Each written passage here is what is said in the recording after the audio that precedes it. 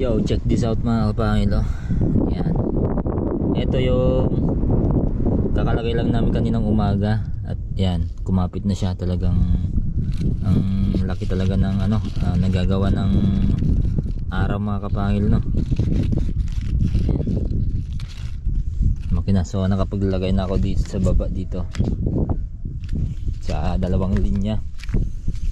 Yan, ito nilagay ko na to, pinakapit ko na yan mga kapangil. Pero may nakita ako dito na kusang kumapit kanina. Ito kusang kumapit mga kapangil, kusang kumapit to. Ayun, kapit na siya. Dalawa sila dito eh. Yan o, ito talagang kinapitan na niya talaga. Hindi ko nilagay ito mga kapangil, no. Yan. So yan, dito pakapit lang natin. Mas active sila kapag merong araw talaga mga kapangil. Thanks God at umaraw na. Sana tuloy-tuloy na. 2 araw pa na mainit mga kapangil.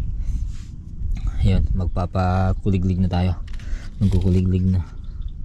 So ito mga kapangil, hindi sila maganda pero yan, papagandahin natin sila ngayong tag-araw. Okay. Ayun o, ito naghahanap po. Ay hindi, kumapit na siya. Kumapit na siya mga kapangil, kinapitan na niya. Ayan. So maglalagay pa kami doon mamaya sa pipino mga kapangil. Tatapusin muna namin to para magkagapang na. Ito nilagay ko na to. Ito malayo, medyo malayo.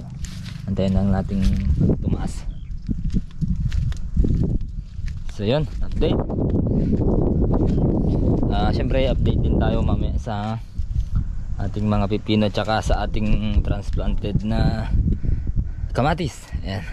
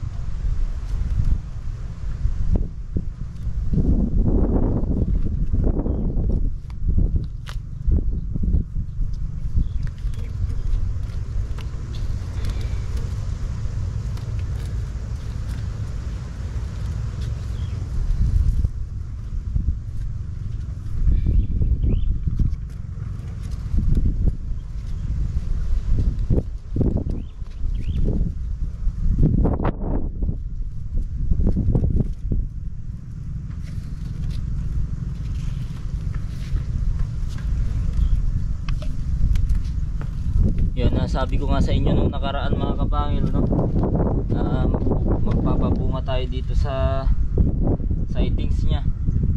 Kaya lalagyan natin ng ganito. Yung side shoot bubuhayin natin at papabungain mga kapangil.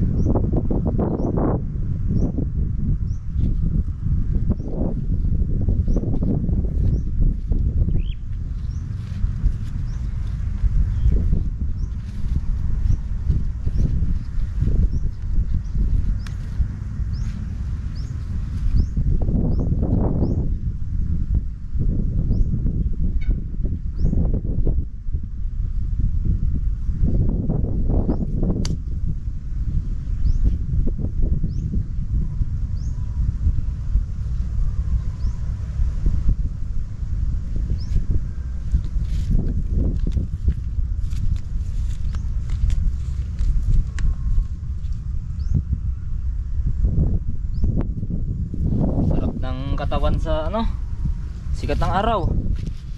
Sarap talaga. Sarap, nakakamis.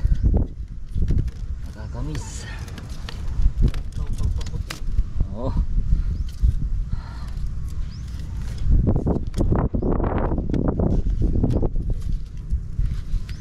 So syempre lalagyan natin sa taas din mga kapatid.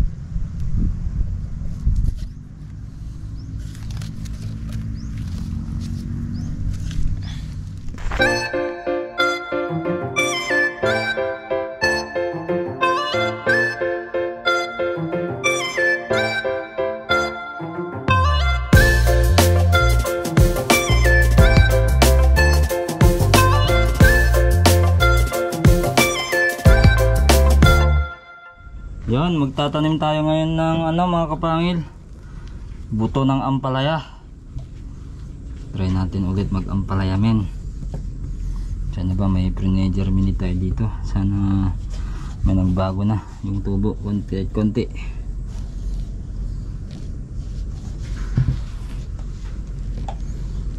Charan! Oh yun, may konting lumalabas mga kapangil. Yan oh, maliliit pa yung labas. So napakagandang itanim yan. Sakto sakto sa panahon ngayon, medyo araw-araw na. Isan mag ano na tayo, magbingay ba, parte-parte. Kuha ka na, sa akin na yung matitira. Guess what mga kapangil, may nagawa na kami dun na ano, na plot, I mean ng hill. Huwag natin malawang baka maputol delicads. Okay, try natin ano to, medyo mas marami to kaysa yung tinanim namin dati na ampalaya mga kapangil. Sana kalahati nito ay mabuhay. Nasa around 60 ano to, 60 pieces or 50 pieces. Yan sila pagitan mga kapangil. So ito yung mga plot mga kapangil at hills na nagawa namin. Ayan na ayan, okay na mga kapangil na. Ito namin itatanim. Ayan. So diretso yan. Hindi ko alam kung ilang piraso yan mga kapangil.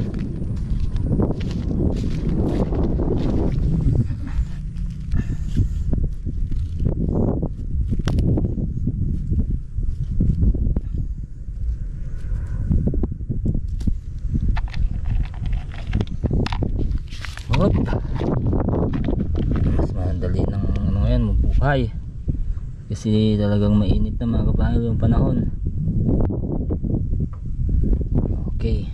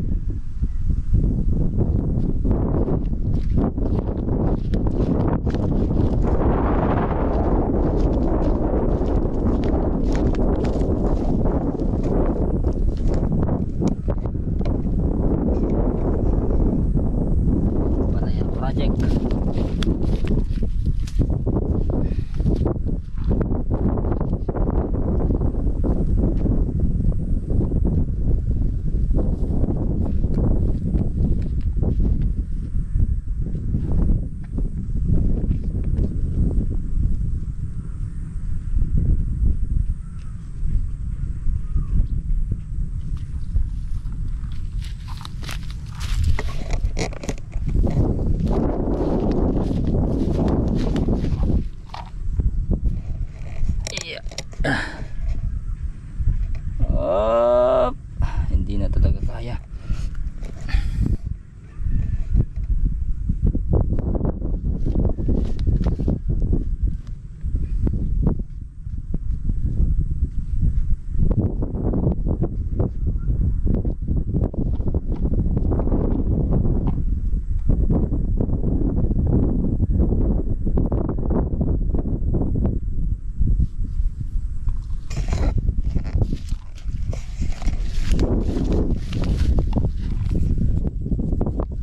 Yung nasa ibabaw yan mga kapahid, organic yan. Yan.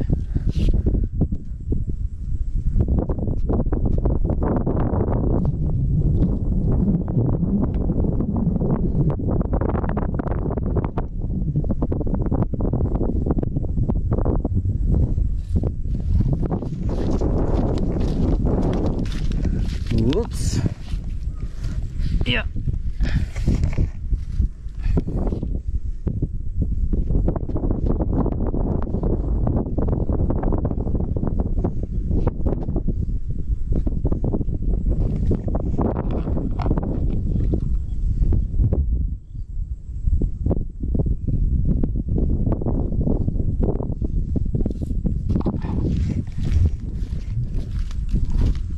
Oops.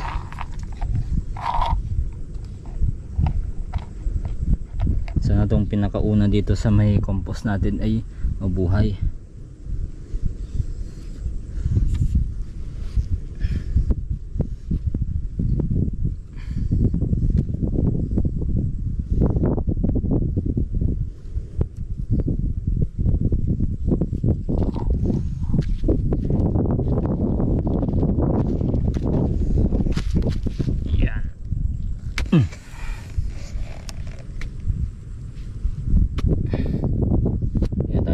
Mga kapangil, mainit na eh.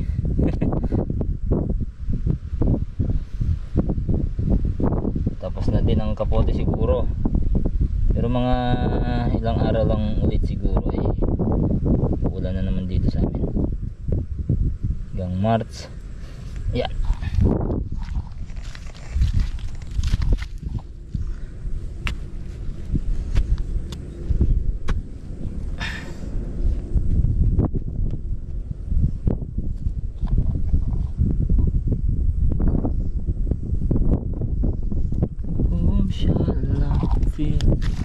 Whom shall I fear? Yeah.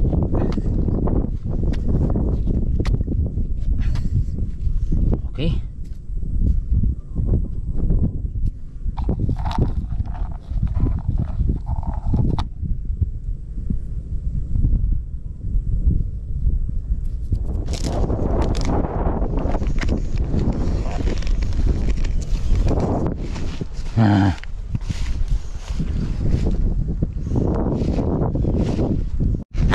Yun, na-miss nyo ba yung mga baka mga kapangil? Yan.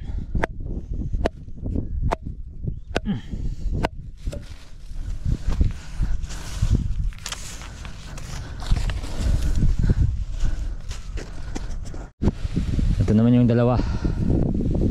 Goodbye. Yun, tapos na ang vlog mga kapangil. At nais ko lang kunin ang pagkakataong ito mga kapangil na sabihin sa inyo ang isang napaka-importanteng bagay mga kapangil. Dahil magpapaalam na tayo mga kapangil, ano? So hindi na talaga kaya, kahit pilitin, talagang wala na talaga mga kapangil. Talagang pinilit ko noon, pero nakita ko talagang, sabi ko sarili ko, hindi na kaya mga kapangil. So ayun, kaya nga noon lagi tayong walang upload mga kapangil, no? Sa isang linggo mga 2 upload lang tayo. So napakahirap na kasi mga kapangil. Ayun, at maraming salamat dahil nagkasama tayo, nakakasama natin ng ilang taon din, no, sa pagbo-vlog. At maraming salamat sa inyo mga kapangil sa pagtitiis sa panonood sa akin, panonood sa amin mga kapangil, no. Ano man ang sitwasyon ng vlog natin, anong content natin, sa mga solid dyan na subscriber, maraming salamat, no. Dito na siguro magtatapos ito mga kapangil, no? Magtatapos ito dahil aminin ko man sa inyo mga kapangil, talagang noon pa, no, November, pagkatapos ng baha, talagang napapansin ko na noon na wala na talaga. Pilit ko pa rin mga kapangil, alam nyo naman, nag-vlog pa rin tayo, no. So yun, maraming salamat sa lahat ng solid subscriber ng namin, no, sa pagtitiis dito kapangil, no. Ang sabi ko sa inyo,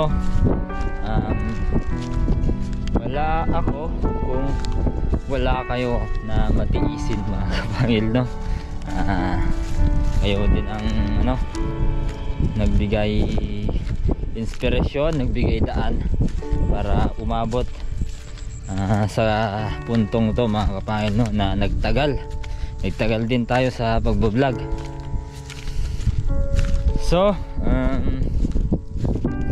maraming salamat mga kapangil, at kailangan na nating magpaalam na tayo mga kapangil. So goodbye na mga kapangil.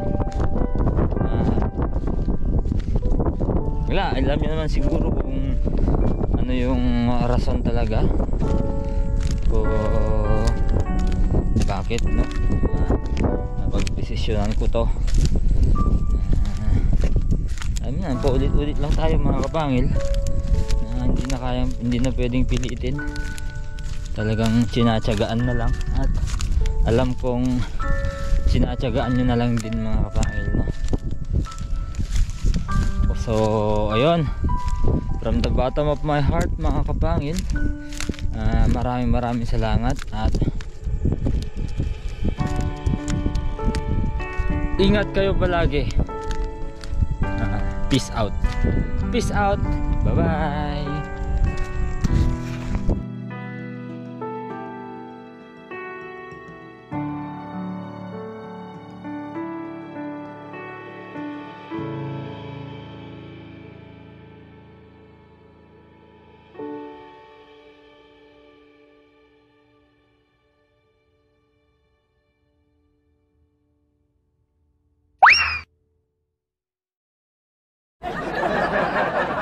Yan, paano naman kasi hindi tayo magpapaalam dito mga kapangil, oh. Ayan, sa ating camera na to, ito yung ginagamit natin palagi sa vlog mga kapangil. Kaya ayan, panahon na din ang nagdikta para magpaalam tayo dito. So maraming salamat sa ating camera na to mga kapangil, dahil nakasama natin siya ng ilang taon. Hindi na natin pwedeng gamitin kasi kapag umulan talagang ano na siya, iinit mga kapangil, no. Ayan, so yun, paalam tayo dito. Maraming salamat mga kapangil, at pagtiyagaan nyo, panoorin yung mga video na galing dito, although talagang mahangin, no, yung background noise ng hangin talagang dinig na dinig kasi sira na tong ano niya, wind ano na, tawag doon. Basta sira na yung kanyang, kalimutan ko na din mga kapangil. Yung pag-buffer niya sa hangin mga kapangil, no? Parang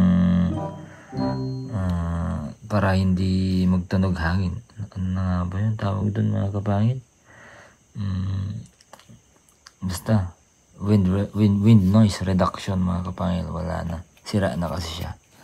Pag inon natin, okay naman. Pag inon natin, walang maririnig sa sa boses ng tao mismo. Pero kapag in-off natin, may maririnig sa boses ng tao. Kaso nga lang, may wind noise siya. So magpapaalam na tayo dito mga kapangil. At maraming salamat. So bukas siguro ay ibang camera ang gagamitin natin. Dahil hindi na kaya to, nag-overheat na din mga kapangil. Mga 2 minutes lang ay mga 1 minute, hindi pa kasya ng 2 minutes. Kaya pag nakaka 2 minutes talagang nag-overheat na, nag-automatic shutdown siya mga kapangil. So hindi naman maganda yon para sa vlogging, lalo na yung wind noise, kasi nakakairita sa tinga yung hangin mga kapangil, no? So bye camera, pero vintage sa akin to, talagang importante. I will keep this mga kapangil, no? Tatago ko to kasi ilang taon ko din tong ginamit mga kapangil. So basag na din yung screen niya, ayan, bago. So paalam na mga kapangil, yung camera ang magpapaalam. Nakasama natin, hindi tayo mga kapangil. Magkakasama-sama pa rin tayo mga kapangil. Magtsatsaga kayo sa pagtsatsagaan nyo pa rin yung mukha ko tsaka boses ko tsaka mga ginagawa ko. So ayun, kita-kits tayo bukas mga kapangil. Bagong camera na gamit natin bukas. Tignan natin kung maganda ba yung camera na yon. So update ko na lang kayo bukas mga kapangil. So camera lang ang magbabago mga kapangil, at hindi yung itsura ko, no? Ganun pa din. so pasensya na. Okay, bye bye, paalam na.